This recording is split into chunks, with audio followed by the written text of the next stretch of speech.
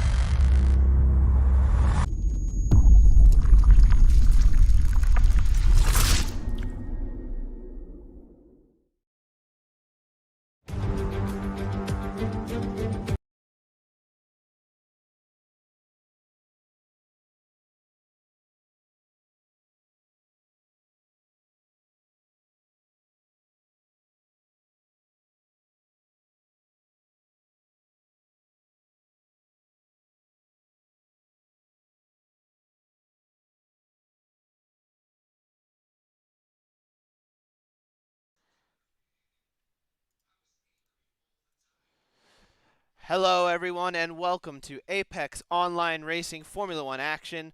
We are finally back here today in Monza for round number 10 here for the PC European F1 Championship.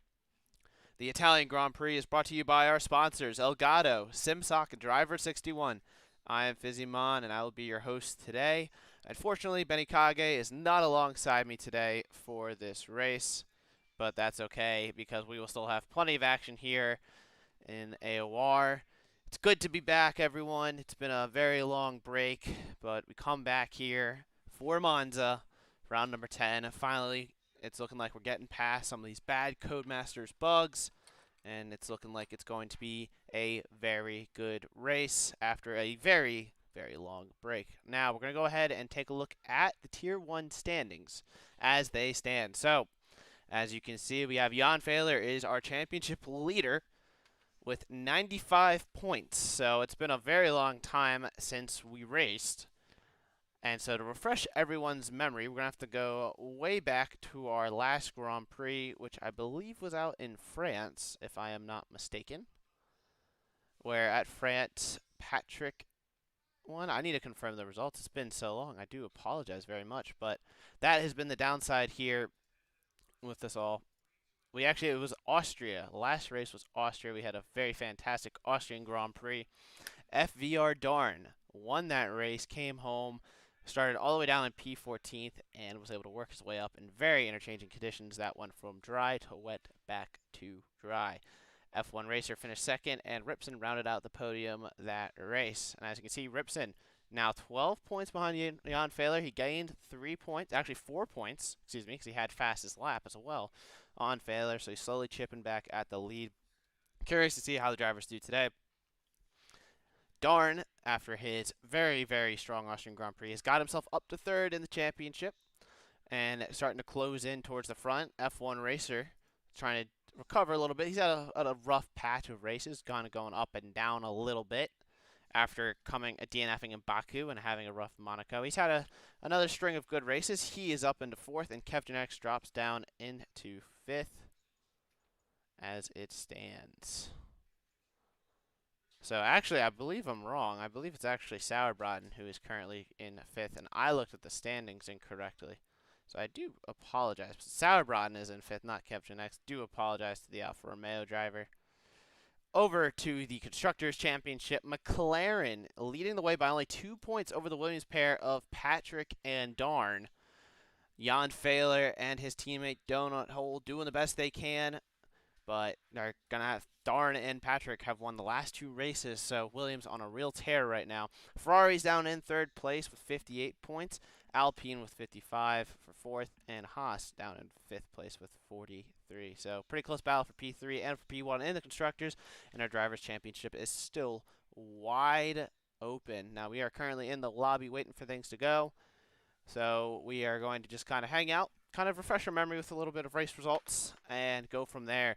Now we're not going to look at the other tiers championship standings since there's been such a long off, and we don't have all.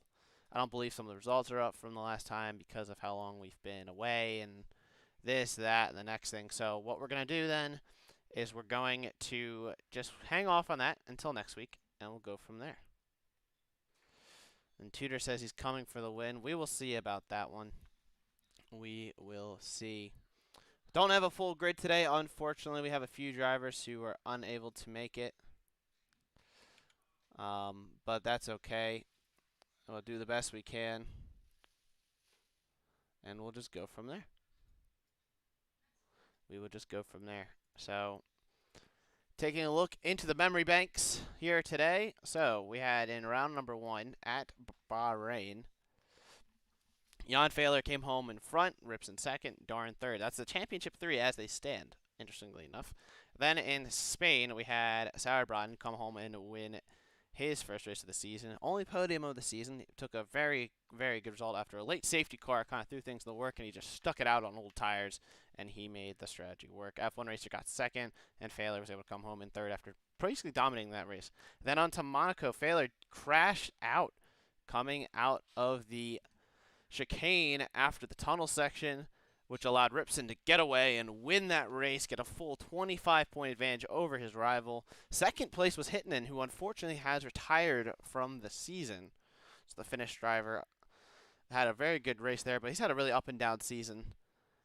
And Baku was definitely not the only important race, as Darinet came home in Monaco. Then in Azerbaijan, Baku, Fehler did once again get to his winning ways, came home in first. Tudor came home in second after choking it on the run down the final straight on the last lap. And then in third place that race was Daniel Rocker, who only has 2 starts to his name. Down in 15th, he was an AlphaTauri driver. Not sure if he's active on the grid. We do not have a full lobby here today, unfortunately. That is never what we want to see, but we're going to still bring you plenty of action here today. France, our winner was Patrick, as previously mentioned, and then Dorn. So we have, right now, only one driver has won multiple races, and that's Jan Fehler. But so we have 1, 2, 3, 4, 5 race winners on the grid. And we have 9 drivers who've sat on the podium. Will we get a 10th podium sitter this week? Who knows? Stay tuned. But we are now loading into the lobby. We're going to go ahead and I do not have any game volume. What is going on here? I have no idea. Well, it seems like once we come back, all my settings seem to have just dipped out and said no thank you. So it's all good here. As you can see, the drivers readying up, selecting their tire compounds, which is unfortunately soft, medium. And we'll see how the weather is today.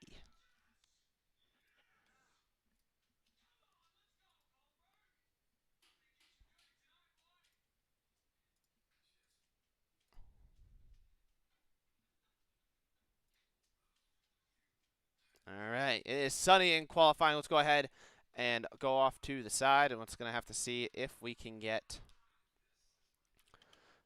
possibly an update on the weather. We'll keep an eye on the telemetry here.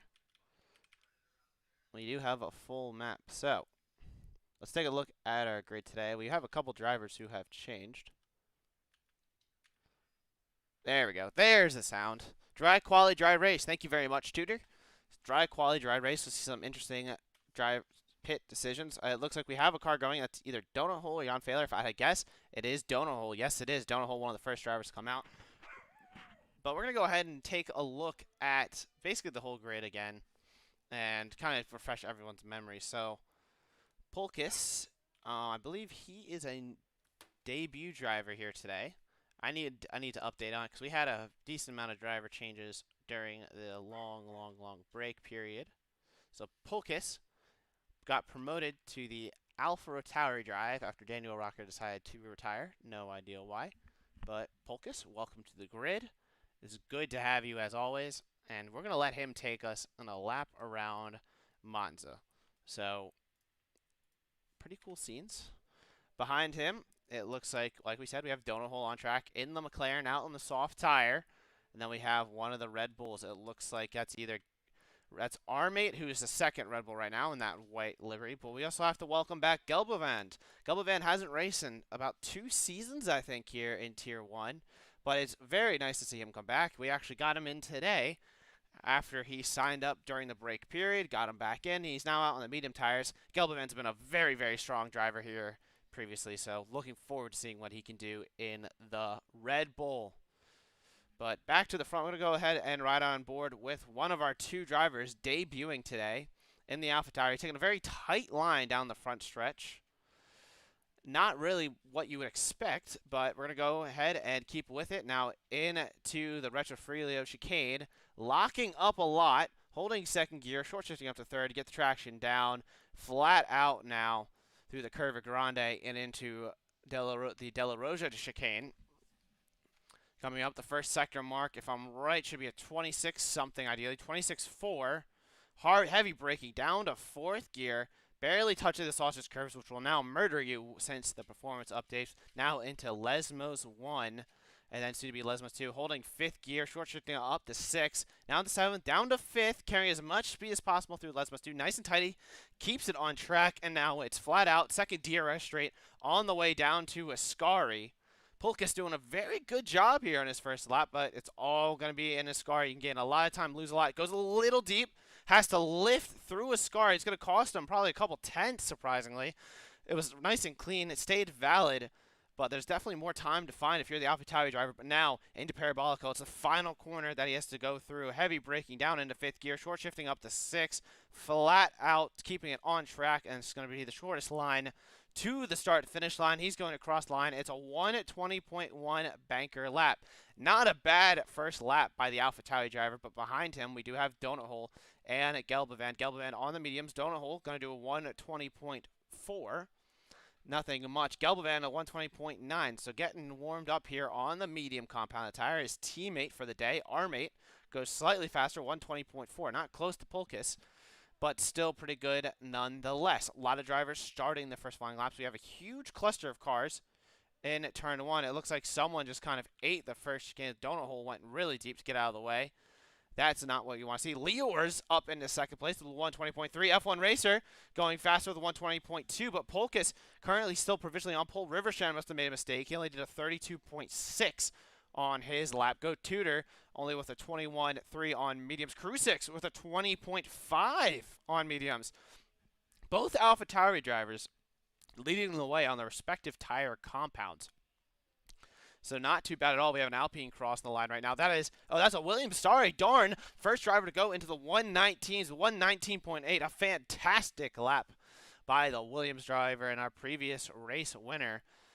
We have an Alfa Romeo coming through the final chicane right, or through Parabolic, excuse me. Ripson only did a 21.6 on mediums, but that's Sauerbraten. Good to have him back. He's missed a couple races here. Sauerbraten running to the line, 21.2 on softs. Not a best lap. Probably backed out of it and went again. We still have Jan Fehler on an outlap. He is currently coming up towards the line, so we'll keep an eye on his progress. Excuse me. Patrick, meanwhile, right behind Fehler, probably getting a little bit slipstream. Not too much. Fehler's a little too far ahead for it. But Patrick, he's usually been really good in qualifying, and today it's no exception. A 19.6 banker lap is provisional pole, but we'll keep an eye on Jan Fehler, championship leader. What does he have in store? As we also have a couple cars coming out in the final corner. A lot of drivers on the medium tire going out on them for the banker to maybe save a set of softs for the race. Not sure, but it's definitely a very smart move if true. Fehler, 26.3 in the first sector. That's purple, not 100% if that's visual glitch or not, but that's a 10th quicker than what we saw out of Pulkis, who is now on the medium tire by the looks of it in the pits. But Jan Fehler, probably the only driver on track right now on an actual lap. Now, DRS straight down the back straight into Ascari underneath the old circuit bridge. And it's a 53.0. It's not a purple middle sector as he chucks it through Ascari. Almost flat out. Ooh, little bit of squirmy on exit. That definitely cost him time. He wasn't purple through the middle sector, and he certainly won't be purple through the final sector. But will this be good enough for the front row? Kev Genetics, meanwhile, while we were talking, went up to third, just right behind Darn. But right now it's a Williams front row. Can Jan Fehler do something about it here? As he comes up to the line, it's a 119.9. He cannot get on that front row. He's only in 4th place provisionally, but all eyes right now on Patrick, currently sitting on provisional pole by over 2/10 on his teammate. Well done, Patrick. Well done. Doing a great job. We'll keep an eye on the tire compounds drivers are on currently. Polkus on the medium tire right now, interestingly enough. Maybe he thinks he can beat his 120.1 on the medium side. If he could do that, now that would be impressive. But let's keep an eye on the AlphaTauri driver, who is currently on track. He's probably going to be the next driver to start a lap. He's got Gelbavan behind him, and in front of him is a car returning to the pits of Kev Genetics.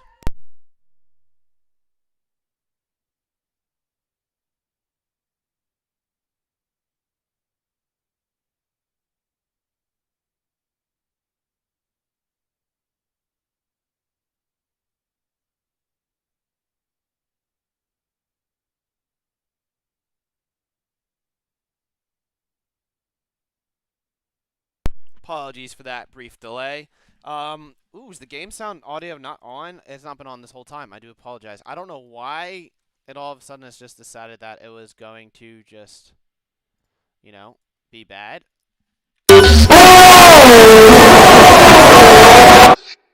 There it goes.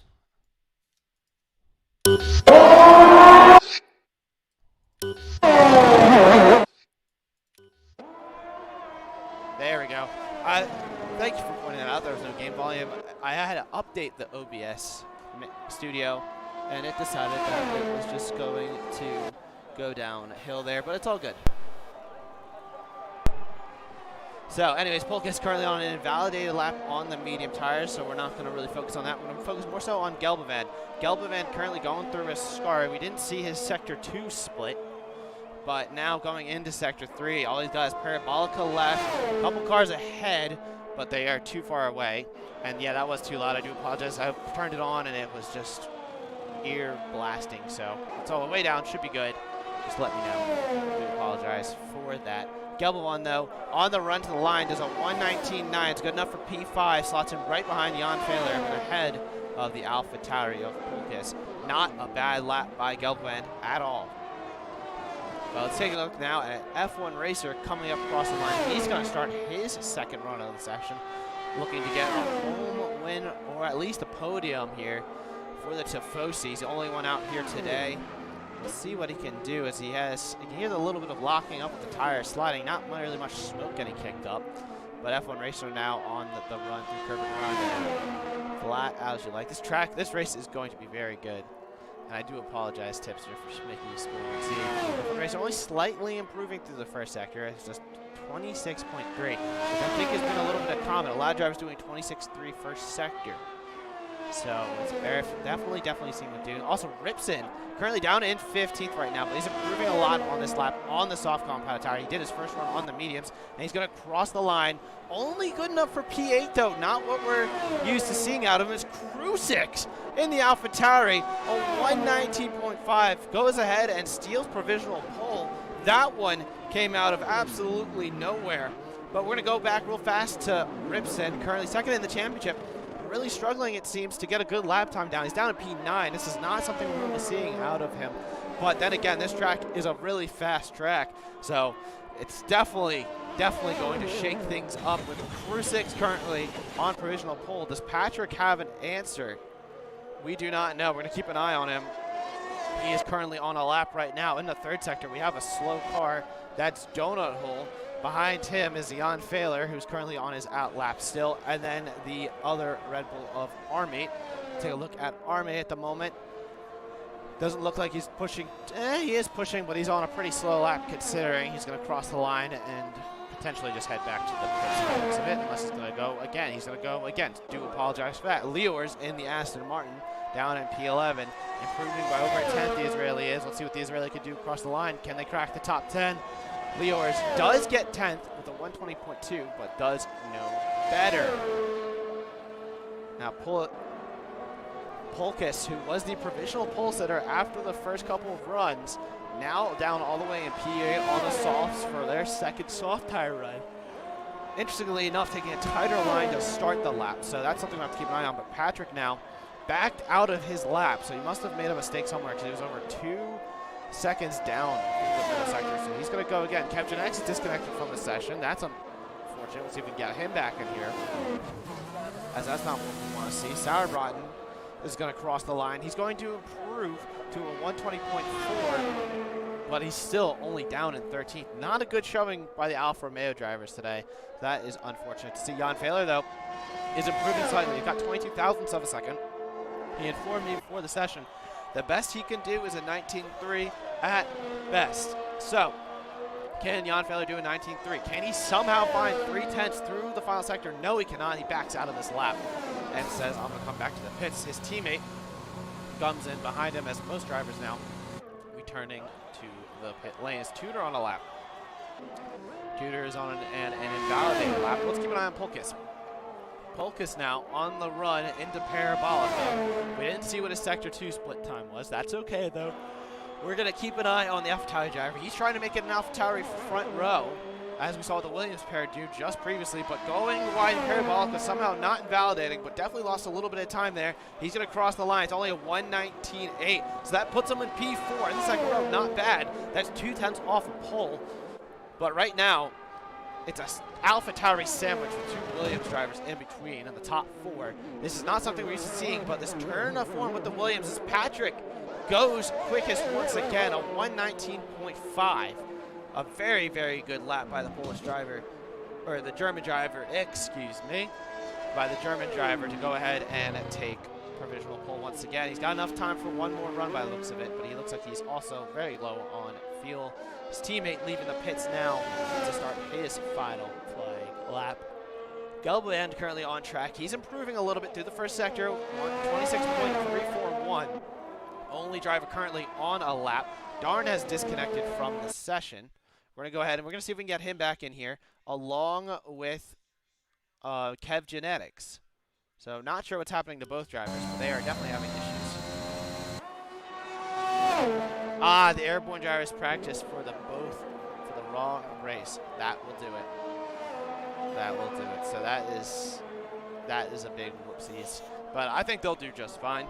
I mean, if you're Ripson and you're sitting where he's at right now, 7/10 off pole, that's still a really good lap. But we'll keep an eye on Gelband here, what he can do. We're also going to get Darn a backup invite as well, so that way he's good. But Gelband coming out of Parabolica now. Let's see what he can do, crossing the line. It's at 1:19.8. It's good enough for P5. So here's the thing about the airborne drivers. They might have practiced for the wrong race, so they're really going to be struggling. However, Ripson championship rival Jan Fehler, I do know he only practiced today, and he didn't really do that much. So he's also on the back foot as well. And you can see he's only down at P7. It's a pretty competitive grid here today. It's Kev Genetics asking for another invite. We're going to have to see if we can spam him with invites. We'll go ahead and make sure he gets back into the session. He's currently sitting in P6 in a really good spot right now.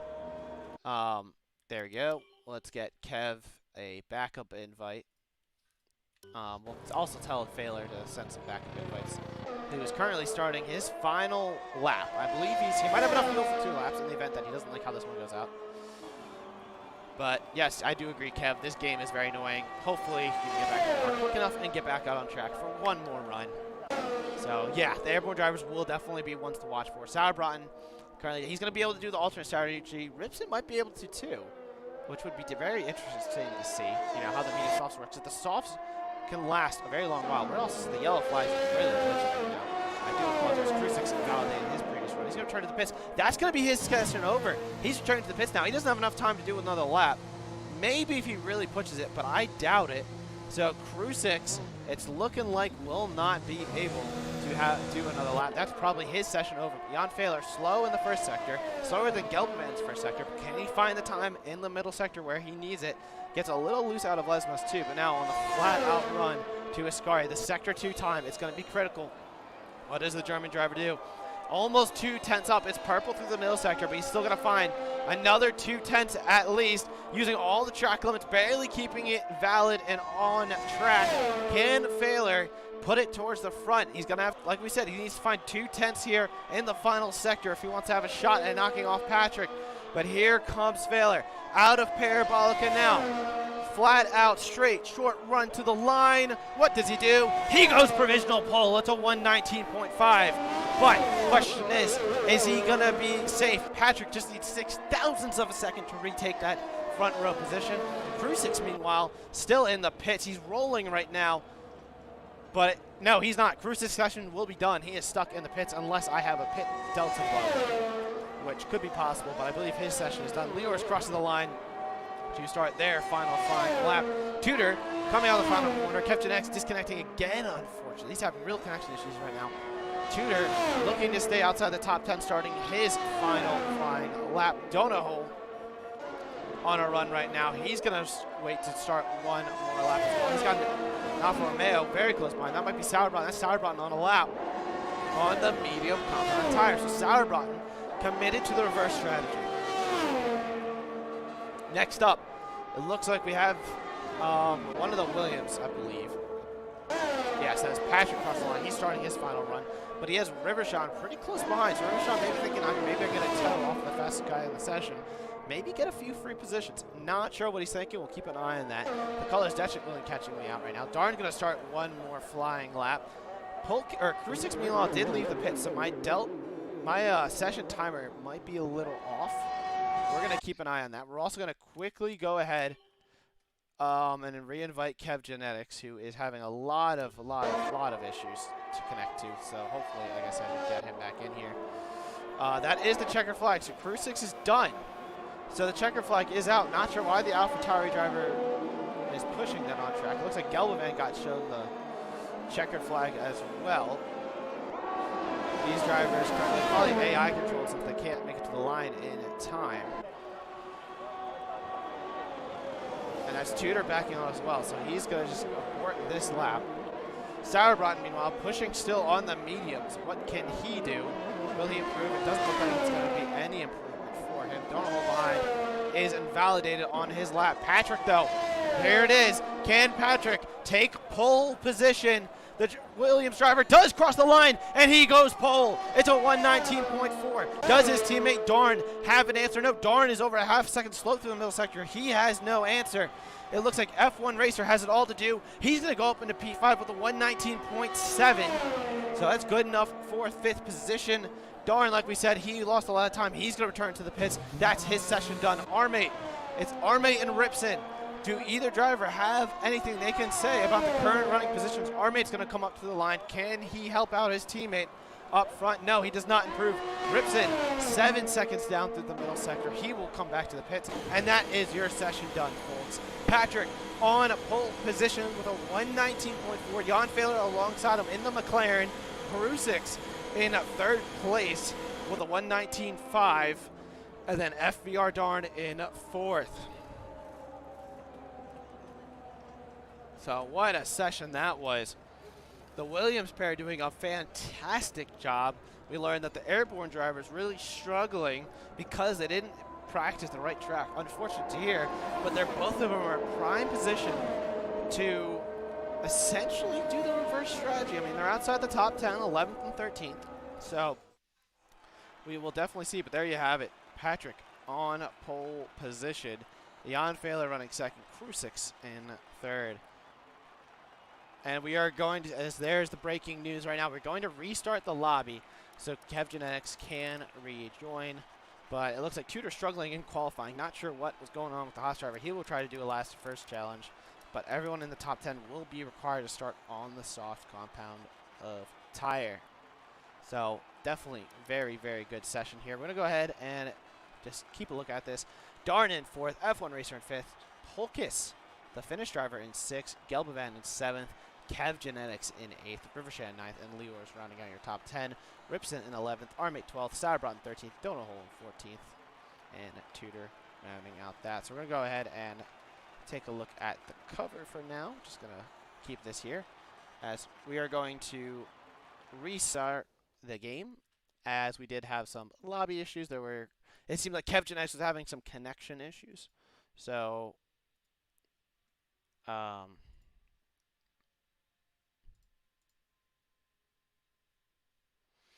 yes, we will just hang tight then, folks, and we'll be back shortly with it. Esports, it's in the game.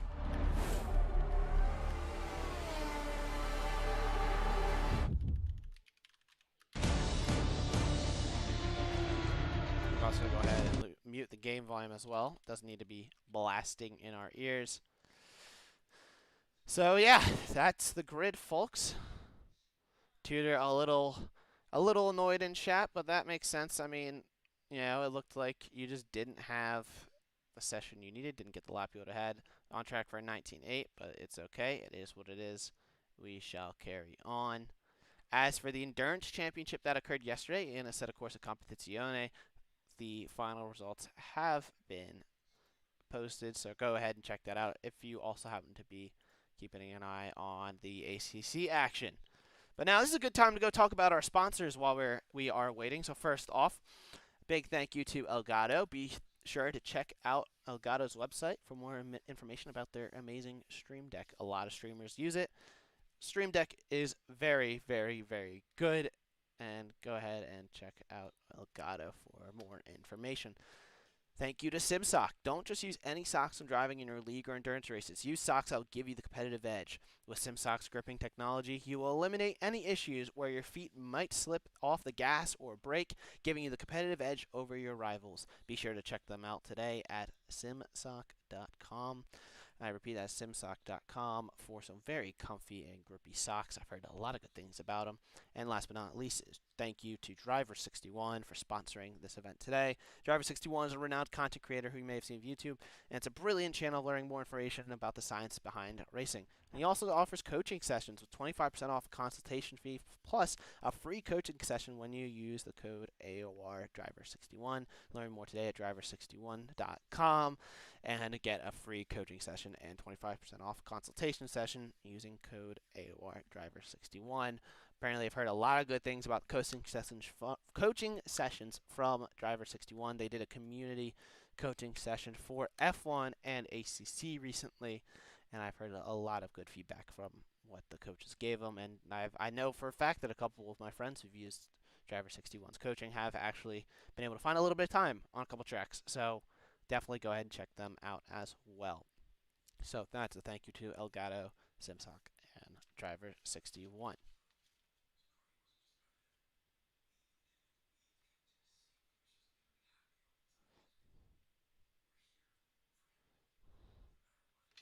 As we are currently, the lobby is getting loaded back up as we currently await to get going.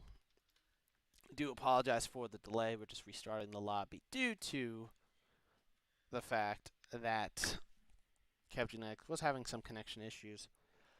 And we don't want to see, especially after taking the long break, we don't want to see any issues here. It appears the game is just being whack today. So, well, hang on, hang tight, and last to whatever challenge. Well, Tutor, hopefully it's not a last to last challenge. That's all I have to say, because that would be unfortunate. But going to turn one, it's going to be very, very key as to how the race goes. You don't win the whole race in turn one, but some drivers will think that. Usually in tier one, we get some great action, but you know, as long as everyone keeps their wings on tack, we should be good to go. And so, yeah, hanging out, waiting for the lobby to be back up. And I believe it'll be dry weather again, but sometimes we do dynamic. I know in Americas we do dynamic weather on lobby restarts. So we'll have to wait and see. Where do you think you will end the race, Tutor? That is a good question. Well, starting last place, I think you can work your way into the top 10. I'm saying P9. We're going to go P9 for Tutor. We'll go with that, unless it's P9 or DNF. The reason I only say P9 is because this track, I mean, it's going to be a very big slipstream fest, and if you lose slipstream on the group ahead, you're going to really struggle going forward. And that's going to be the key for all the drivers. They all will need to stay within DRS for each other, and whoever's leading it's going to be the one who's just shit out of luck. Excuse me. But it's just, you know, they're out of luck. Very unfortunate, but, you know, it is what it is. So you want to be the one who's in the tow, but you don't want to be in the middle of that pack either, because then you become a victim to the slipstream and can't really improve your position. You won't really fall back either, but is that ideal? No. So it should be some very interesting racing today. But yeah, I do expect a huge slipstream train, and it's going to be interesting to see what kind of setups these drivers have. So, you know, some of the time trial setups, if you have taken a look in time trial, they use higher wings. Now, with a higher wing setup, you will definitely be quicker in Sector 2. But will you make the overtakes? I don't know. Because with the higher wing setup, it's going to be a lot harder to overtake someone when you're in the slipstream with DRS, especially if the driver ahead has DRS. Now, of course, you have the overtake as well, but you only have a limited amount of battery per lap. So, of course, all the drivers know that, and we could see. We'll see how it is. I guess if the weather stays on dynamic, we will see indeed how it goes. But it looks like we have the 15 drivers in, so now Jan Fehler is just going to organize the grid and get us ready to go. But yes, it's all going to depend on, I'm assuming it's going to be wet now, or dry. If it goes wet, now here's the thing. Now if you're in the back, it's all going to be about strategies. Is it going to be a full wet race? Is it going to be changing wet conditions to race? Is it going to go dry to wet, wet to dry? We don't know. Now here's the thing. If you are someone outside the top 10 with the soft tires, they have a really, they last a really long time around here. Not like we see it around every track. With how long the softs will last,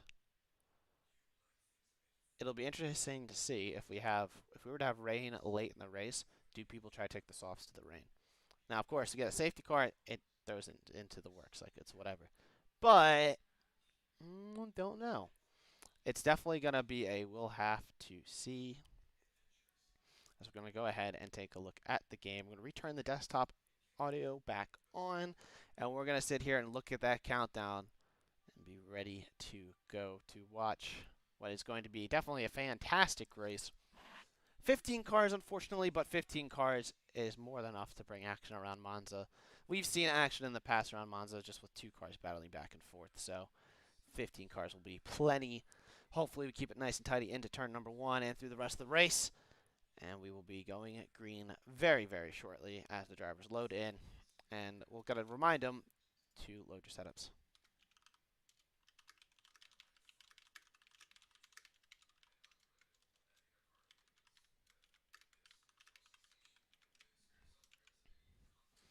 Yes, this figure it's always good to remind the drivers to load your setups, as being one who's fallen victim to not loading a setup before. It's no fun. So, especially with a lobby restart, always remember, load your setups, folks.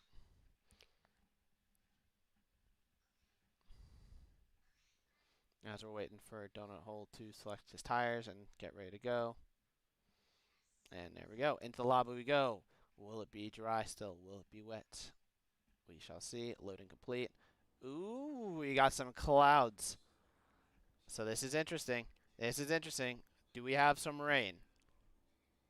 We'll have to wait and see. It's looking like we could have some rain now. Rain for the whole race. Doesn't look like it's raining at all on my screen. Whole wet race. I'm not seeing rain on my screen. I mean, there's nothing falling. I mean, it looks cloudy. But, maybe that's a visual glitch. A wet race. Interesting. Well, there you have it, folks. It's going to be a wet race with potential changing conditions.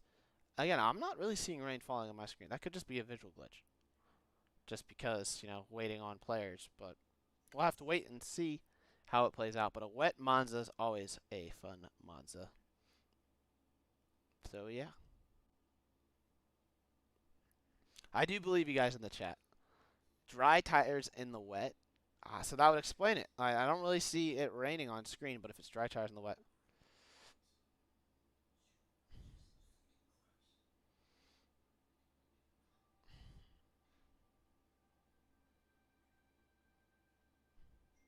Yes, and in regards to my Steam chat, which doesn't pop up on the stream, drivers are asking about changing setup in the session. Now, they're not really. Ideally, you're supposed to keep the same setup you normally would. But let's go on board with Patrick. There's no rain. I mean, there might be water on the track, but there's no rain. So, I'm not sure what's going on here. But we're going to go ahead. We're going to turn on everything. We're going to make sure we're ready to go. It's looking like, could be wet. Ripson, had to come in to get a sour on an Arme. It looks like in turn 1. So they're going to be starting on cold tires. All the drivers on at mediums. on cool tires now. That does look very dry. I honestly don't see any water on that track. So maybe we just discovered a new glitch in the game, which would be very unfortunate to see. But we'll have to keep an eye on the lap times, because that would definitely be the biggest indicator. While we're on the formation lap, I'm going to quickly go ahead and get myself some coffee, so that way my throat does not hurt by the end of it. So I'll be right back. We'll just keep an eye on Patrick as he takes us through the rest of the lap.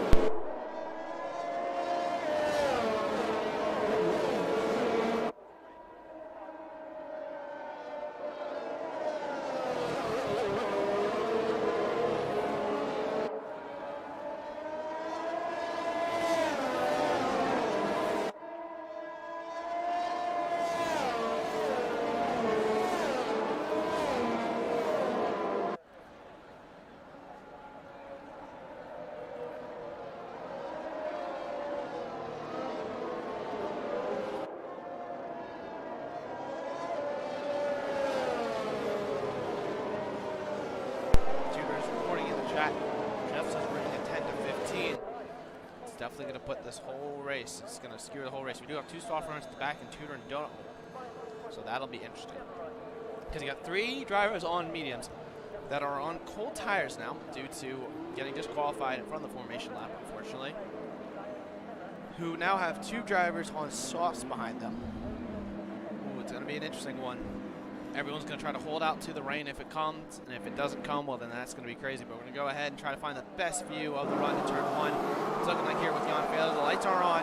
We can't really see them, but they are on, and we're ready to go underway here in Monza. It's a very long hold. Oh, here come the lights now. I do apologize. It looks like we had a little bit of a delay there. 5 lights. We have 2 jump starts from Liors and Sauerbraten, and away we go. It's a very good getaway by Jan Fehler, as it looks like Sauerbraten having a little bit of connection issues. Patrick trying to squeeze Fehler to the inside of turn number 1. He's going to hold the lead into the first corner. Everyone looking to keep it nice and clean, looking at a little bit of contact in the background. Sauerbraten and Liors both now have drive-thrus that they want to serve, but Patrick is away, clean as you'd like.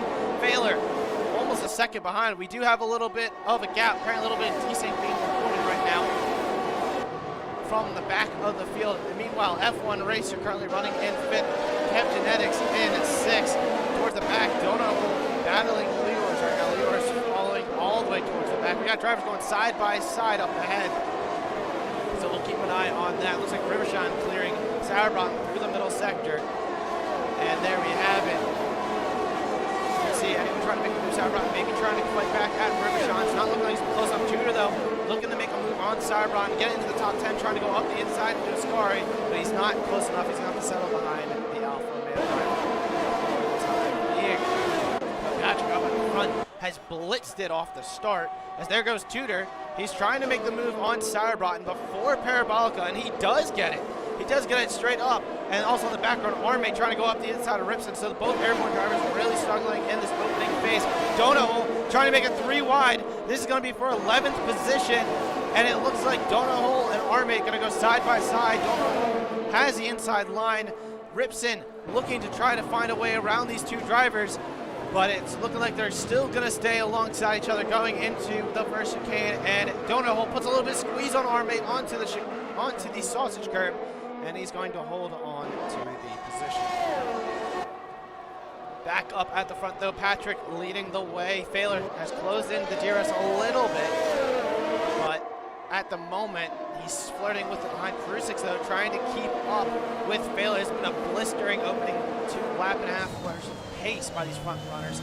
Darn in 4th right now, followed up by the rest of the field, all the way down to John 10. Lost a decent amount of time. But here comes the slipstream fest that we were talking about. Biggest movers off the start of the grid.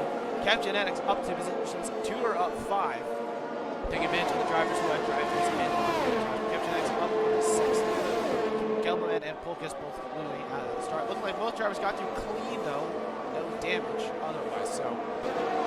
But now all the drivers on the mediums are out of DRS range of the cars ahead. Patrick and Failer 22-0 on lap 2. That's a very, very quick lap. Probably using a lot of batteries. While DRS is enabled, Patrick tried to break it from his rival behind. But it looks like Failer's going to hang with it just for now. Now the gaps are forming really close behind Gelman, but he gets a poor run out of the first chicane and now on a curve grande. It looks like he's going to come under pressure from Tudor. He's going to have to go defensive into Della Rogia.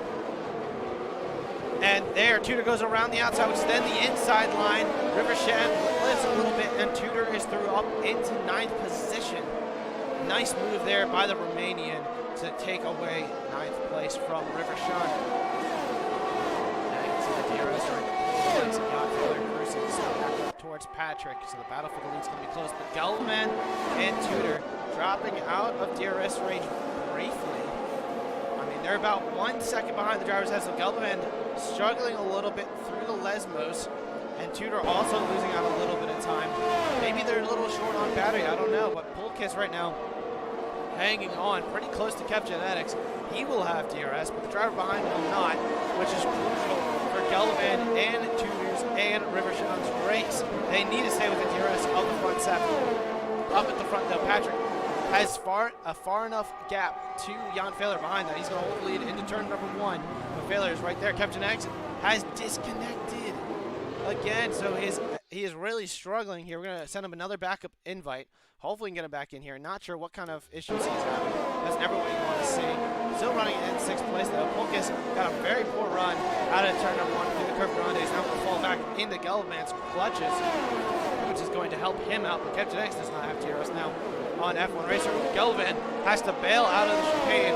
He's going to have to cut it a little bit. He's going to lose a little bit of time out. That probably got a warning for that, but did not get a penalty. But we do have yellow flagging section 2. Donahoe has retired on the exit of the middle chicane, and we have a full-blown safety car, folks.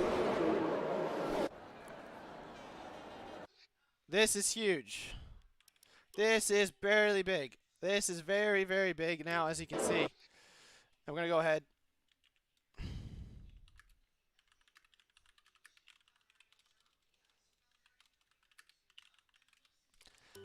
The safety car. Who's going to pit now? We don't know how long till the rain. Just probably telling these drivers, oh, it's this amount of time, this amount of time.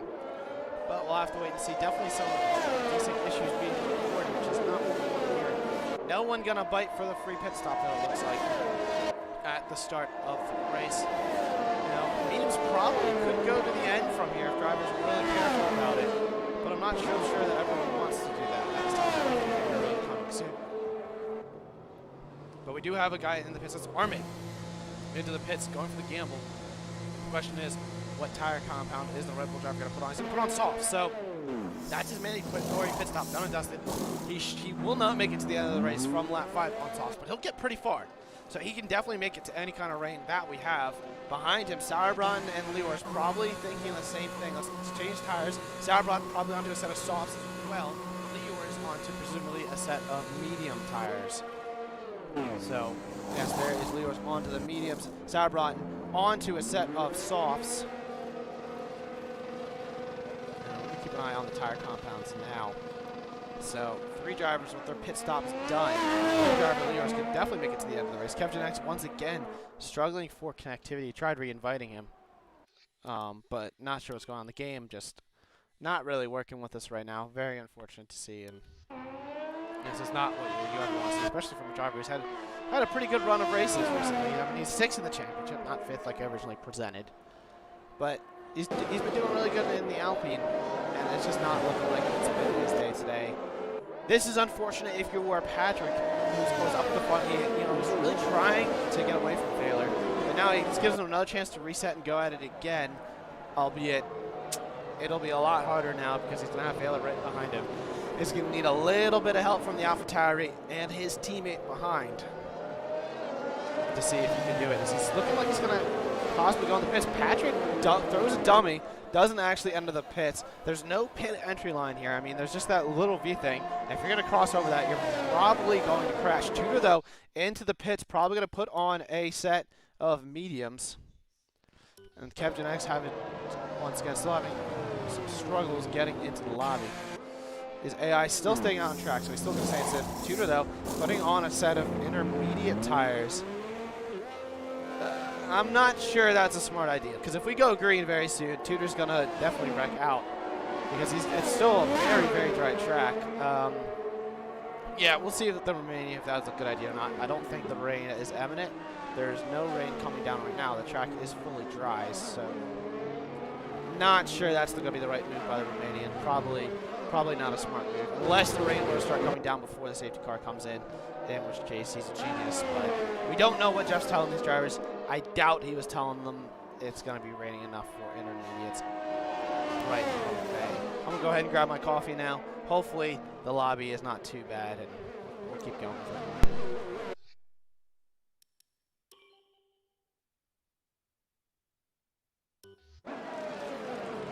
You can just see how slow Tudor is going right now. On his outlap, he has no grip on those intermediate tires. He let Leors through, which you are allowed to do. I mean, it's not something that no one really ever does, but he decided to do it. But I think putting on the intermediate tires is just not a smart move, as F1 Racer got a 5-second time penalty for colliding with Kevgenetics, who is AI control. So he would probably get that removed, except for the fact safety car's in this lap, in the final corner. So the safety car waited until the very last second to go in this lap. But that time penalty would get removed, except for the fact that he doesn't matter, because he's going to have to pit anyways and serve it. Now Patrick, though, he's going to have to go. He's coming up to the start-finish line. There he goes, green flag, waving away. They're 3 wide in the background, though. Darn, though, up to second, but he might have overtaken before the start-finish line. He's going to have to give those position backs. Yeah, he does yield, and that's going to cause a little bit of an issue behind. They're going 3 wide for third place into turn number 1. Darn, though, has the inside line, and looks like he's going to go side-by-side with Krusix. Patrick, though, Patrick and Failer are gone up at the front. Krusix and Darn side-by-side for third. Jeremy's battling in the background as well. Tudor not too far behind on the intermediate tires, but he's probably going to drop off a lot. There we go into that middle chicane, and it looks like they're going to stay side-by-side, but Darn gets forced onto the grass. Krusix has the position, but then F1 Racer up the inside of Krusix, up into the podium position. Gelbman up into 5th. Darn losing out massively after probably jumping the start a little bit too quickly, and now dropping way down into 6th place. But now it's a 2.2 second gap between F1 Racer and Failer, so the front 2 are gone up at the front. So that is huge for the race as it's going right now, because the rest of the field far behind. The front 2 able to just pull away. Tudor all the way down in last position on track due to the intermediate tires. Meanwhile, Rivershawn able to clear Leors. Oh no, he's falling down to the front. Armate on the fresh softs, and Sauerbraten running 10th and 11th right now. Drivers looking very quick. Sauerbraten looking very quick behind his teammate. But we're going to go back up to F1 Racer right now, who's got Krusix only less than a half second behind. Krusix probably looking to get that position back. AlphaTauri driver losing out after getting a really good start. He was side-by-side with Failer and Darn, but he lost out because Darn probably jumped the gun just a little too quickly there, and ended up ceding back positions and ended up losing out big time. But F1 Racer has got all to do for Tudor, really struggling on the intermediate tires. I think he's realizing that he made a huge mistake, and he's going to lose out no matter what. His race is essentially over at this stage. There's no rain in sight, and I'm not seeing any clouds, so that is not good at all. Gelbman up in the 5th, like you said. Darn down to 6th. Kevgenetics, I believe, is in the session. I don't believe, there's no way that's his AI that is driving as quickly as he is, because AI is set for, I believe, 90 on this lobby. So Kevgenetics looking very good right now, up in P7. Now F1 Racer does have the 5-second time penalty, so he needs to break DRS from Krusix behind, but that is easier said than done. Tudor all the way at the back, 10 seconds behind. His strategy has not worked. He will want to pit onto a set of dry tires as soon as possible. Patrick out across the line, it will activate DRS, so we might see a battle for the lead brewing. Failer keeping it well within range of Patrick, letting Patrick pull him along as they go onto lap number 9 out of 27. Now these drivers on the softs, they can probably go a little bit longer as Sauerbraten is let through by Ripson, but that also might open the door for Armate. Armate looking up the inside of Ripson in the background, but Armate's going to back out of it, thinks better of it. He knows he's got the faster car right now with the fresher tires. So as there you can see now, through the corner, and now into the end of the first sector. They're going to go side by side. Armate looking to go up the inside of Ripson. Oh, and he spins him around. Armate went too deep. There's a raindrop that we just saw, and Ripson is round. He's going to drop all the way down into 13th. Armate went way too deep, spun one of the championship contenders, and now Ripson down into 13th place. I did believe I saw a couple raindrops, though. I'm going to ride on board with Patrick, our race leader. There, yes, you can see there's like very little streaks across the screen. Excuse me, but the rain is starting to come, so who's going to pit when? Now, it's still not wet enough inners. Drivers on those fresh softs in Cyberbutton and Army can't go longer. So they are looking like they are in a prime position to benefit as some of these drivers on older softs start to struggle as they won't have as much grip, just because they're probably going to be sitting closer to the 40%, maybe even 50% wear at this stage in the race. Probably more like 40% since we had to reset the lobby. But look at that, Darn trying to make the move up the inside of Gelbelman. They're going to go side by side through 1 and 2. Gelbelman leaving just enough space on exit for the Williams alongside him. Darn gets the better run as a result. Gelbelman's going to have to sit and tail capture next, teleporting a little bit. He is probably having a little bit of connectivity issues, but now Darn is up ahead of Gelbelman into 5th place. Gelbelman down to 6 as the rain starts to come down. Not coming down enough, though, for any kind of wet tires. Drivers even thinking about intermediate tires just yet, as the softs still working very, very nicely. You can see Jan Fehler. He's got his DRS open down the straight into Ascari, and he's not going to go for the move just yet, but he might be thinking, okay, it might be time to go for the move soon because DRS might be disabled soon enough, which would be huge because it's going to be just that much harder. You see that there's more rain coming down. It's slowly but steadily coming down heavier and heavier. But F1 Racer now 3.3 seconds off of Jan Fehler and Patrick. Fehler, though, under half a second. It's probably the closest he's been coming out of Parabolica as we start lap 11 out of 27. Race is going by pretty quickly now as Fehler does not have not using his DRS. I don't think it was disabled. I think he just straight up did not want to use it. He's just sitting behind Patrick. He doesn't want to make the overtake just yet. He's letting the Williams carry him along.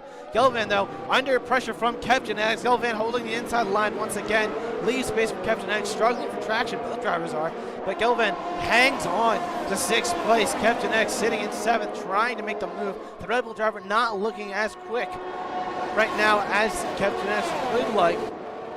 And as a result, he's going to have to settle behind now. He's still in DRS range of cars ahead, so it is not too bad if you're Gelman. It's not too bad if you have Genetics. Both keep an eye on this. Gelman and Pulkins, both drivers on their debut races running 6th and 8th, so not bad performances by them whatsoever. F1 Racer leading this second train right now.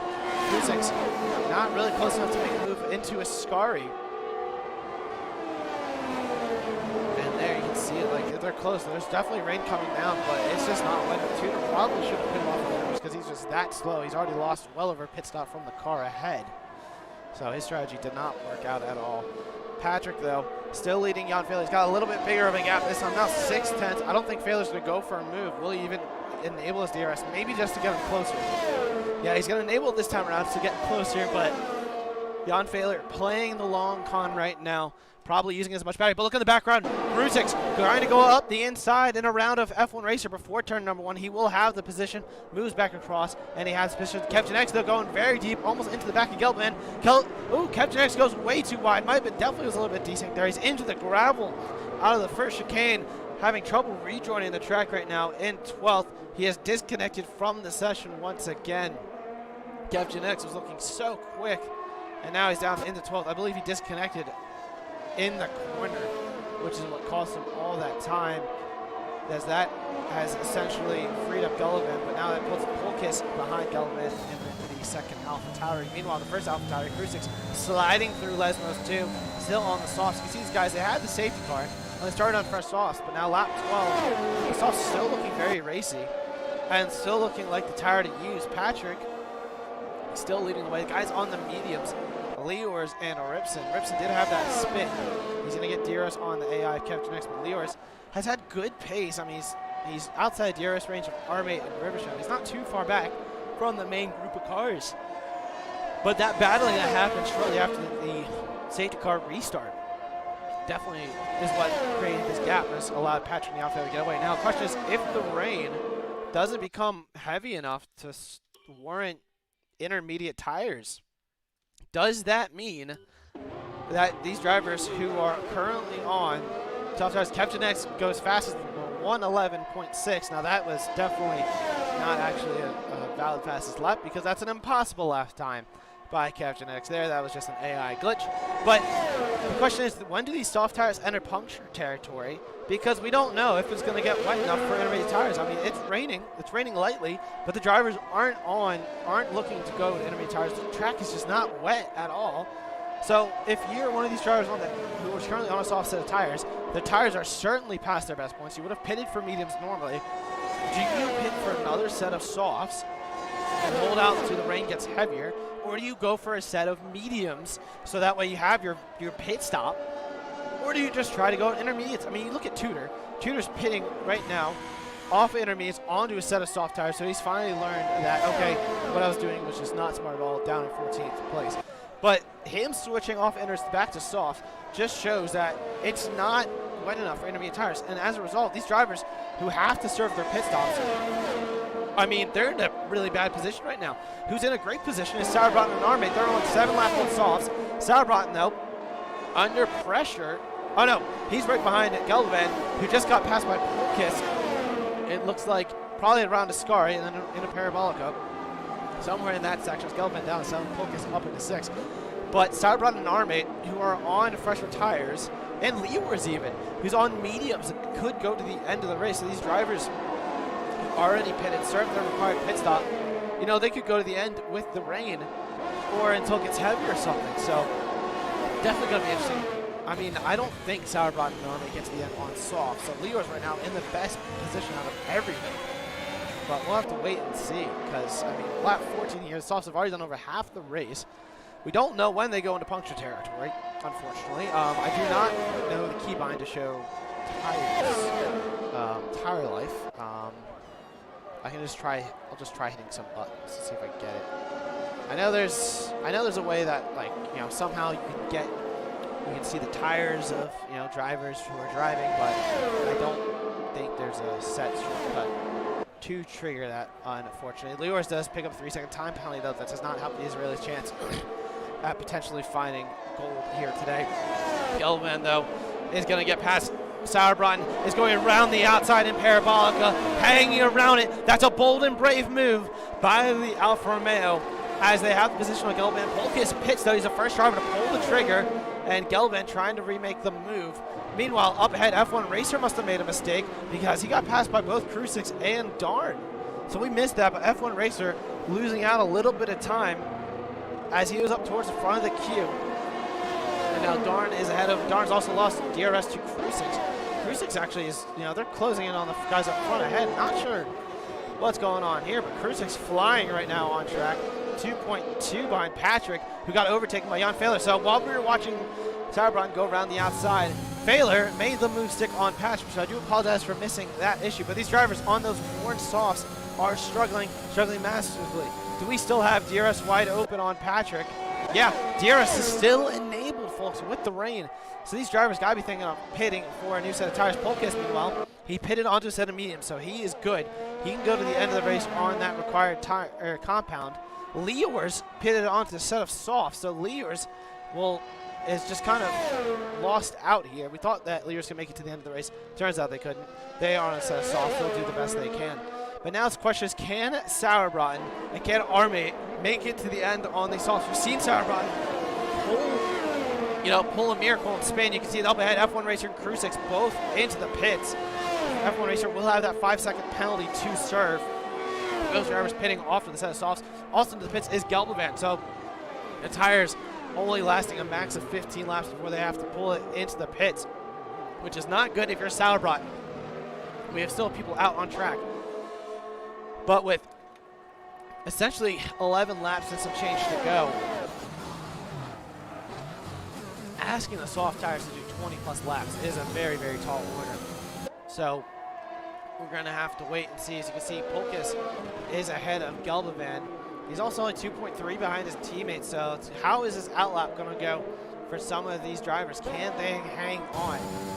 And if you're Rips now, do you just wait and hope for rain, like for the rain to go heavier? Excuse me? I mean, it's raining, but do you hope for it to go into enough for intermediate rain? We'll have to stay tuned.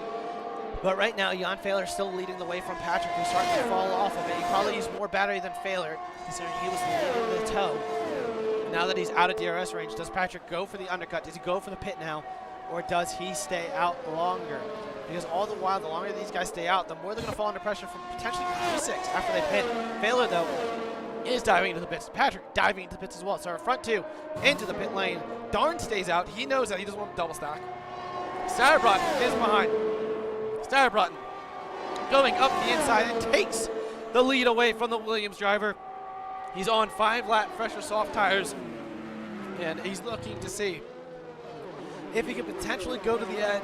It would be a miracle, but if the Alfa Romeo driver can go to the end of the race, he would be in prime position. Now, he could also pit now for a fresh set of soft tires, be one of the fastest cars on track. But we're going to look at now at Crew 6, who's going to be coming out not too far behind Patrick and Jan Fehler. You know, it's still 2.1, so he wasn't able to make the undercut work. Polkis, meanwhile, lost a lot of time with Crew 6, along with Gelvan behind him. And F1 Racer even farther back because he had to serve the penalty. Ripson into the pits. So now it's a matter of, what do Sauerbraten, Darn, and Armate have? I mean, all three of these guys, I mean, Darn's going to have to pit very soon, if not this lap. I mean, his tires are gone. Look at him, she's lost 3 seconds to Sauerbraten. He might have, he doesn't look like he has a puncture or anything, but he's struggling, and he is struggling massively. Armate struggling a lot now on those old softs as well. But Sauerbraten leading the way. He's got a huge gap to the cars behind. Probably hoping if he can get a VSC or something where he can just get a cheeky pit stop, he'd be guaranteed to potentially win this race and put on a fresh set of softs. He actually is going to go to the pits now. He's going on for a fresh set of soft tires. So Sauerbraten pulling the trigger, looking to see if he can make the soft tires work for him. He will not try to go to the end of the race. Armate, meanwhile, also in the pits. So everyone into the pits now. Fehler will retake the race lead officially once he comes past the pit lane exit, with Patrick just outside of DRS behind. Patrick looking to see what he can do. As we're trying to get to his camera, there goes Patrick, as he's trying to get back into DRS range of the race leader, Jan Fehler. This is huge also. This is for the Constructors Championship, which is kind of becoming important. The Williams team has been really good recently and has been starting to challenge the Mclarens. Now, Donald had the DNF, so it's going to be up to Fehler to do as best he can.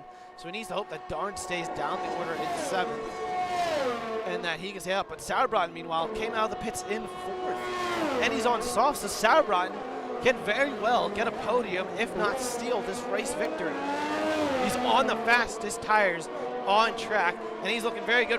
Ripson, meanwhile, down in 11th place on a fresh set of salts right now. He's going to look to try to get some points, and, you know, damage control, but he's lost to Fehler up at the front. So a lot of stuff kicking off here with 9 laps and a sector to go. Fehler still leading the way on the medium tires. DRS still enabled. It is raining. It's been raining all the while since about lap 8, but it never has gotten wet enough for intermediate tires. There goes Ripson on Kev Genetics. I don't believe Kev Genetics is AI control, but Ripson up into the points paying positions. Kev down into 11. Leor is also short, little right behind Kev as well. And Billion, these guys on the fresh soft tires are going to be very, very quick here towards the end of this race. Question is, how much can they run down? Sauerbraten has only gained a couple tenths on Crew 6, so not really gaining too much at the moment. Not as much as he would like on those softs. Probably getting used to just how much grip he has. But Sauerbraten doing everything he can. He's got to throw it all that he has, because he can get a podium here from Crew 6. And then if, you know, with a little bit of help, a little bit of good pace, he could probably run down drivers on mediums. So we'll keep an eye on that. Meanwhile, Leor's, Armate shoving Leor's off a little bit, going for the move through the first chicane, as Armate is up ahead of the Israeli now. A little bit of contact, a little bit of wheel banging there. But the Red Bull driver up in 12th, the Israeli down into 13th position. Fehler still leading the way, though, on medium tires. 1.2 to Patrick behind, 2.1 behind him for Crew 6. And Sauerbraten in 4th almost has DRS on Crew 6, crucially. He's only 2/10 slower than his fastest lap of the race, which was probably a 1:23. Yeah, 1:22.9. So right now, fastest lap would go to Jan Fehler, 22.0. We have not seen that officially broken. That 1:11.6 is just a glitch lap, so that's just going to be is what it is. Sauerbraten, though, does not get DRS down the front straight. Tudor, though, has spun. Is he in the wall? He hit the wall. It's hard to tell if he has any actual damage, but Tudor, his day has just gone downhill since the moment he put on intermediate tires. Gelderman, though, does make the move on Polkus before turn 1, locks the right front a little bit, but Gelderman passing his fellow WT driver up into 5th position. In the background, Armate getting around Cav Genetics going into turn number 1. The Red Bull driver on the faster tire compound, looking to keep with Ripson and the rest of the field. Sauerbraten, though, he's within a second now of Krusix, looking to get this position. I don't think he's going to go for the move before Ascari. It's probably going to be either into Parabolica or, better yet, into turn number 1. But Sauerbraten will get the DRS now on the run into Ascari. He's doing everything he can. 5-second timeline for Tudor. Speeds to the pit lane. Might be retiring. I mean, his day has just never been going well. Krusix, though, gets very loose out of Ascari. Krusix is almost into the wall. I don't think he's got any damage. He saved it beautifully, so a brilliant save by Krusix to keep him out of the wall. But unfortunately, it did cost him the podium position. It's still in 4th place and still has 2.2 behind him to Gelderman, but his rear is definitely overheated, pushing it just a little bit too hard in these very, very tricky conditions out on track. But now that frees up Sauerbraten to try to run down Patrick, to try to run down Jan Fehler. Can the Alfa Romeo driver do it? He's looking to get a 2nd win on the season. He would join Jan Fehler to be the only driver with multiple wins this season. Fehler currently has 2, looking to get a 3rd race victory onto his name and to increase his championship lead. He's certainly benefiting from Darn down at P7 and Ripson more importantly down at P10. So this will give us a huge boost to his championship. But right now, it's going to be tricky. He's got to be faster than a driver on soft tires who's really good. Sauerbraten was really good on the mediums, so he didn't practice before the race. And the fact that the airborne drivers did not practice for this race because they were thinking that they had Hungary this week, and they came into this race. Sauerbraten was down in 13th when the lights went out. He's up into 3rd because he's played the strategy game brilliantly. As Jan Fehler is actually out of battery. He's got a red blinking light up ahead, so Sauerbraten coming on the lap 22 out of 27, 6 to go. He's looking to potentially steal a better position than P3. I mean, it's already been a phenomenal drive by the Alfa Romeo driver, but can he do better?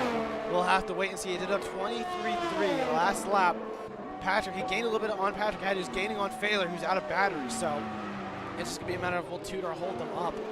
Well, Tudor won't hold him up. He's going to be ghosted. But if he gives DRS to any of the drivers behind, that's just going to hurt Sauerbraten more than anything. Meanwhile, Ripson making the move on Rivershed with help of DRS before turn number 1. Gets to stop nice and tightly. He's up into 9th. Damage control is fine. He's 5.4 behind F1 Racer. Excuse me. 5.4 behind F1 Racer. So that's probably the best he'll do. It looks like Krusix had another moment through the middle chicane. He lost a lot of time to Sauerbraten there. Hasn't really lost time to Gelderman per se. It looked like he was really slow. I'm not 100%. But look at this. Patrick almost within DRS of Jan Fehler. He knows that if he can get DRS of Fehler, whose light was blinking, I'm not sure if he could see that. He probably could see it blinking red. But if he can get DRS, it's going to help save him from Sauerbraten, because Sauerbraten is flying. He's really fast. Jan Fehler, though, he sees Tudor up ahead. He needs to catch up to Tudor if he wants to have a chance at defending from Patrick and Sauerbraten. DRS is so powerful around here. As he comes up to the line, it is 5 to go. It is all kicking off in this damp race. It has not been wet enough for intermediate tires. The dry tires have been the fastest tires on track. 2.5 seconds slower on that than his personal best. He did a 1:24. Sauerbraten's been doing 1:23s. He's been reeling in the cars ahead. Can Sauerbraten do it? Can he catch up to Patrick and Jan Fehler with the soft compounded tire and potentially steal a victory here? It would be absolutely amazing if he could.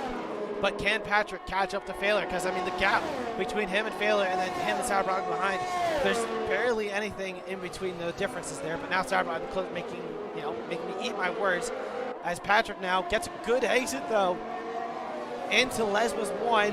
He's just on the bubble, DRS. He's flirting with it. The detection point's right there. Did he get it? It looks like Sauerbraten did get DRS, though. We're going to keep an eye on his onboard. Patrick does not have DRS. He's within a second, though, going forward. He will have DRS. Sauerbraten does have DRS. So here we go, folks. 4 laps and a sector to go. And these drivers, the top 3, all within 2 seconds of each other. Jan Failer struggling for battery life. Let's go ahead and actually look at telemetry. Failer 23%, Patrick 14%, Sauerbraten 55%. The airborne driver sitting in a prime seat right now, folks, with 4 to go. But he's going to be the 3rd car in a DRS train. That's the hardest way to overtake someone, being 3rd in a train. You're going to have to do the hard work, get around the car in 2nd in the train, or force them into a move on the car leading it. Because you're just not going to have the overspeed that the car in front of you is going to have over the car leading it. So he's going to have a lot of work to do it. He can see the victory. He can smell it now. It's just over a second between the front 3 as Armate makes the move on Riversham before turn number 1. Polkis, meanwhile, gets around Gelbavand. That is for 5th position, though. We got a nice scrap going on here for 5th. Actually, now for 6th, Gelbavand looking vulnerable to Darn. Darn's going to swing to the outside of Curva Grande, but Gelbavand using a lot of battery. He's going to stay ahead. F1 Racer right behind Darn as well. Nothing separating these 3 drivers here for 6th. Gelbavand, though, looking to go up the inside of Lesbos 1, but no, nothing happening here. So 2 battles going on. We have a battle for the win, and we have a battle for P5 that are looking very, very tasty. All 3 drivers here in the battle for the lead, looking close together, though. Now we're going to go back to F1 Racer. We're going to go on forward with him. Will anyone go for a move into Ascari? Darn looking on Gelbavand. Oh, he makes contact with the rear Gelbavand. Gelbavand goes deep. Darn might have just taken wing damage there. He did. Darn took wing damage there. He's probably missing his right front end plate, and that's going to ruin the Williams driver's hand. Yep, he's missing a right front end plate, and that is curtains to Darn's chances of improving there. Sauerbraten, meanwhile, though, he's in the slipstream of Patrick. Patrick looking to get offense. He's going to go up the inside. He's going to go the inside. Sauerbraten up the middle. 3 wide into turn number 1. Who's going to be brave? A little bit of a lock up from the Alfa Romeo driver. Jan Failer has the inside. Patrick around the outside, gets really good traction. Patrick ahead. He's got a nose ahead on Failer. Failer trying to hold around the outside. They're side by side through Curva Grande. Failer's got to go a long way around. It'll be the inside for the next chicane. He has the lead, and Failer hangs on. Wow. 3 wide into turn 1. It was going to be who was going to be the bravest. Failer went really deep, held ground. Patrick was brave. He was around the outside but didn't have the battery. Tudor, though, losing the rear end. It will give DRS to all 3 drivers in this train. And now, with 2 laps in the sector to go for DRS zone, will Sauerbraten gun for a move on Patrick? He will not just yet. Darn did pit for intermediate tires. Not sure it's going to work out for him. He's not really gaining any time.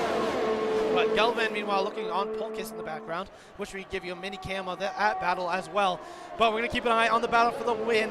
It is 4 tenths between the top 3. Anything can happen. 2 to go, folks.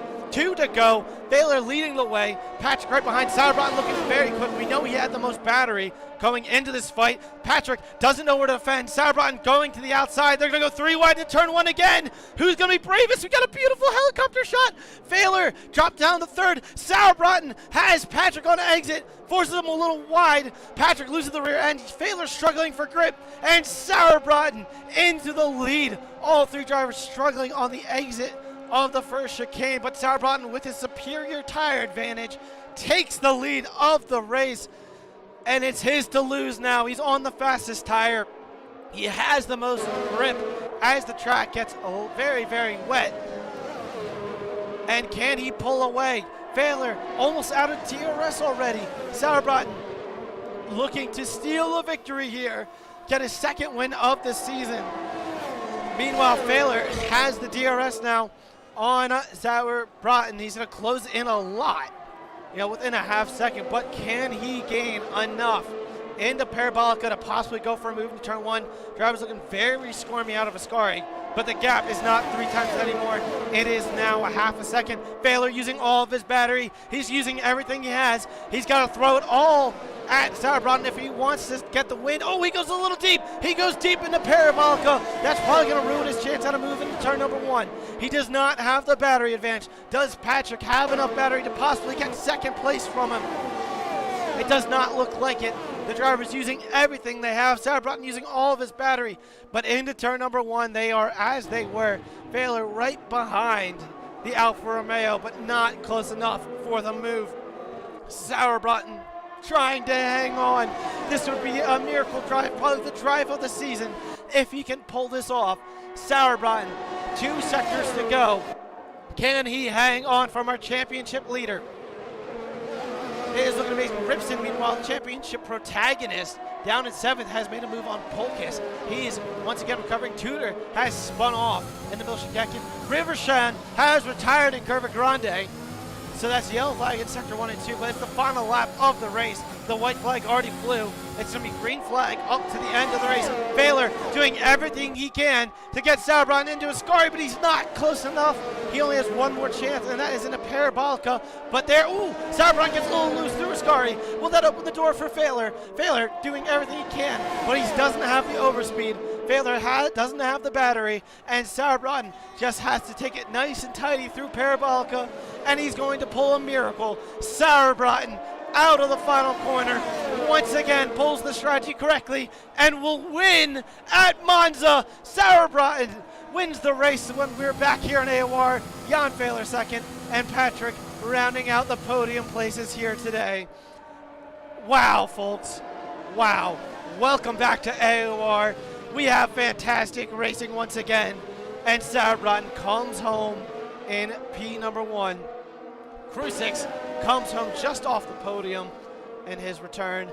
Gelbavan with a very nice and tidy P5. F1 racer recovering the P6 after serving a 5-second time penalty for an unfortunate safety car collision. And Ripson recovering to P7. Not a bad job considering he got spun out, but wow, what a drive by his teammate Sauerbraten. Our mate coming home in 8th. Polkis only able to manage 9th. Struggled towards the end there with the rain coming down.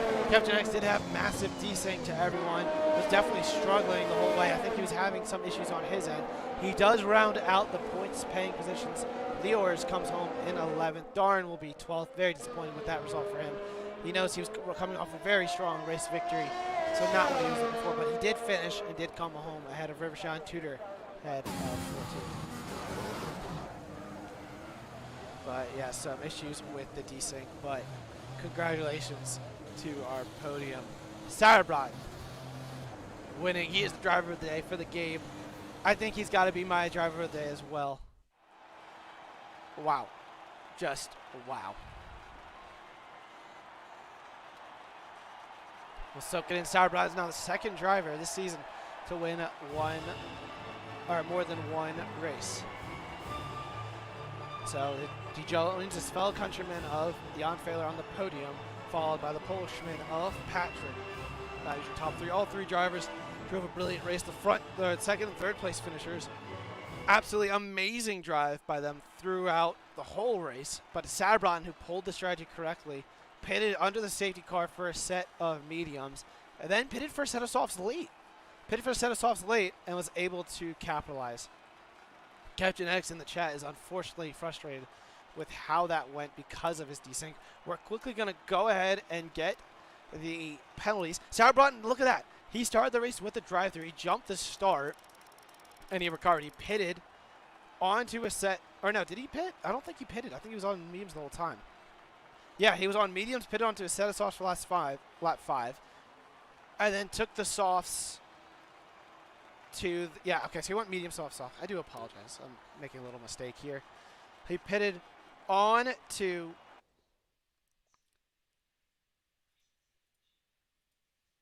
shoot. There we go. He pitted onto a fresh set of softs after taking softs from lap 5. He couldn't go to the end, pitted for a fresh set of softs, and made it work. Holy cow. Wow. What what a drive. What a drive by Sauerbrunn. We'll see if anyone wants a post-race interview. But wow.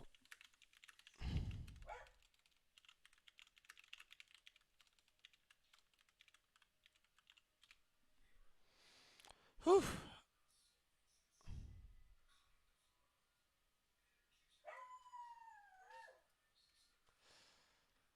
Oh, yeah, Captain X did definitely seem like he suffered desync throughout the race. So that's unfortunate to see. He looked like he was so promising. We never want to see anyone lose out, and apparently a couple of the incidents he had with some of these drivers, the desync caused him to probably hit across and hit some of these drivers. So that's, that's never what you want to see. You never want to see someone losing out due to desync, but it is what it is.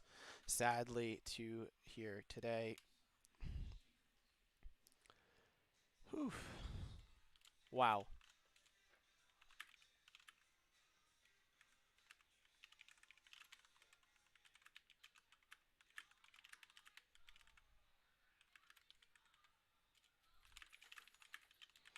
Just wow. I am still speechless. Doesn't look like we have anyone for a post-race interview just yet. And F1 Racer did say that it looked that he did get his 5-second time penalty because Captain X ran into him on the safety car, but that was, again, probably desync. We're going to actually go ahead and bring in Jan Fehler in here. Jan, first race in probably, like a month or so, and you were so close to coming on the top step, but it was also in such tricky conditions. What was going through your head that whole race, being back on track? Like, how did it feel to be back in racing and have such a competitive race in the first one back in a long while? Yeah, it's definitely good to be back on track, racing for points as well. Conditions were really tricky today, and not only because of the driving, but also because obviously you don't really want to make mistakes in pitting too early on inters. Going on dry tires again, and maybe 3 laps after that, it's inter time. So it's really tough call, and eventually I just convinced myself to just do whatever the other guys do. Thinking about the championship, that would be the wisest thing, because that way I lose as little as possible. And if I just jump ship and do whatever I feel is right, and if I'm the only one and it's the wrong call, then obviously I lose a potential win, podium, whatever it would have been. So I just decided to do whatever the other guys did, and when they started pitting for dries again, obviously because the softs weren't lasting that long, they lasted longer than I expected anyway. I just did the same, and there was no discussion about going on softs again and hoping for rain or stuff. That wouldn't have made any sense, so just went straight on mids and went the safe route, I guess, and that was the correct one in the end. It was indeed. Now, back to that first stint. I noticed a lot of it, like there were a few instances where you were behind Patrick. You looked like you gained enough to potentially go for a move, but it looked like you closed your DRS early. What kind of strategy were you running there? Were you just trying to let him burn his battery? Did you just not want to overtake and just keep as was and keep pulling away from the cars behind? Talk me through that, that logic there, like what was going on? Well, after the restart, after the safety car, we were actually able to break away from the field, and we're just the two of us, and then the entire train of cars behind us with a bit of a gap. And I just wanted to keep it that way. Plus, I was not confident with my race pace today. Obviously, as I told you before, I didn't really practice a lot for this one. It was quite a busy weekend, and I felt like Patrick was driving well enough to keep us away from the traffic behind us. So I didn't want to dive into battle there between us. And even though, he obviously would have had the same approach. If I go for a move, he would have just let me go, and we would not be dueling for any cause. But even the move itself, it would have cost time in the end, I guess. So I just decided to just stay behind him, get into the rhythm, into the race rhythm, get some confidence with the car and the conditions that we had, obviously. And ultimately, when I think Shruzix was who eventually got through to P3 and then applied some pressure, that is when I decided, okay, now I'll try and overtake him and get away from the others again. And obviously because I also had a lot of ERS saved, and I think I opened the gap up again for the pit stop phase, and that also helped both of us actually to stay away from the traffic through and after the pit stop phase. Now, after the pit stop phase, it looked like you were using your battery a lot, because it looked like you were the first driver to run out of battery between you, Patrick, and Sauerbrunn. Were you struggling to keep battery, or were you just pushing everything you got, hoping that it would work? Because usually you're really good with the battery. I mean, you've talked to me many times about it, and you're always fantastic with it. But today it seemed like it was part of what cost you in the end. Was that intentional, or was that just due to the fact that you just didn't practice a lot and that you were just using it just to keep pace? Well, at some point right after the pit stop phase, I was actually able to break away from the DRS or like to not give Patrick behind me DRS. So all I tried was to have him stay out of that DRS window so he can't save ERS and stuff. And I think that's the safest way to stay ahead in Monza. And when there was that gap, like 1.3 seconds, my ERS was down to like 20% already. And I think at that point it starts to not be as effective anymore. So I remembered last year in the quali event for the Challenger Series, that was Monza, the best way or the quickest way to get your lap time was to just spam the ERS all the time on the straight. And because I remembered that, I was just applying that knowledge to this one, because I thought, well, if it's the fastest way there to get lap time, surely that's the fastest way now as well. Unfortunately, I made a few driving errors here and there, outbroke myself a bit with the conditions, but mainly because, I didn't really practice too much, as I said, so I was not as dialed in as I usually am, and that's why Patrick eventually caught me again, and Sauerbraten as well. But I think Sauerbraten on his softs would have caught me either way, because especially in those conditions, having the softs in the second stint is just a massive advantage, and yeah, he made great use of it. Yeah, he did a great job. I mean, it seemed like a handful of drivers actually did not practice as well today. He was one of them. I'll let you in on what I was informed from the chat. So apparently him and Ripson both thought that this week was hungry, so they Yeah, practiced Ripson told me, hungry. yeah. Yeah, so I thought that was just funny. I mean, considering, that we're finally back, hopefully, we can get these last little issues out. Hopefully Kev's desync, he gets it resolved, and everything can be smooth sailing again. We have on the schedule, it's now a revamped one a little bit, so redo some of these tracks. We have Belgium, Portugal, Great Britain, China, Imola, Brazil. Which one are you most excited for to drive? To drive. You know me, obviously Brazil. Brazil, obviously Brazil. But yeah, but I also have to say, I raced on Portimao actually the past week on Thursday, which was the first time I actually drove the track on this game properly. And Portimao is a lot of fun. It's a difficult track, really difficult, but it's a lot of fun, and I'm looking forward to race there again as well. I haven't raced on Imola yet. I will do that next week on Thursday, so I'll see how that one is, but I hear it's also fun. So I'm really looking forward to those two as well. But obviously Brazil being my favorite track, I'm always looking forward to racing Brazil no matter what. Nah, that's good to hear. Yeah, I haven't driven either track yet on the game, and I refuse to race either track until I have to. So yeah, that's just me being who I am. But yeah, congratulations. Still a second place today. Great job. You were able to gain a decent amount of a points lead over both Darn and Ripson, who are the nearest competitors. And hopefully you can keep it going in 2 weeks in Belgium. Yeah, next week, unfortunately, you don't get to carry the momentum. We get to watch Mexico instead around this time. And hopefully they provide us some good action, and I look forward to seeing you back here in 2 weeks when we go to Spa. Yeah, let's hope it's another podium then. Yeah, let's hope. Cheers, mate. Yeah, thank you. All right, so Jan Fehler was our only interview for today. That's all, folks. Now, like I just mentioned, we do have a break week next week, and I know we've had a very long break week. It's been about a month since we previously raced. However, next week is the Mexican Grand Prix at the same time as this race. So hopefully, well, not hopefully, there will be no race then.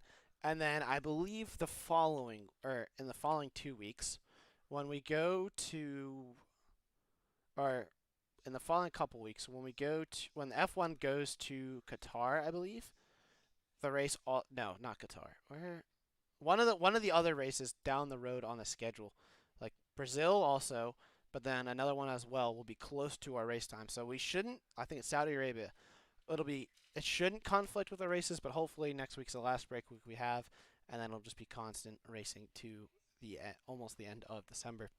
So that's all I have for you folks. Thank you ever so much for coming, and we hope to see you next week here. Or no, excuse me, sorry, 2 weeks here for more AOR F1 action. As for more content, we have the America's League driving later on tonight. That will be starting in about 2.5 hours because America did not have their daylight savings time just yet. And then this week we have, the ACC League did just end. There should be more Apex online racing content coming out soon. So please watch the YouTube channel. Thank you for coming, and see you guys in 2 weeks, and have a safe and happy rest of your week.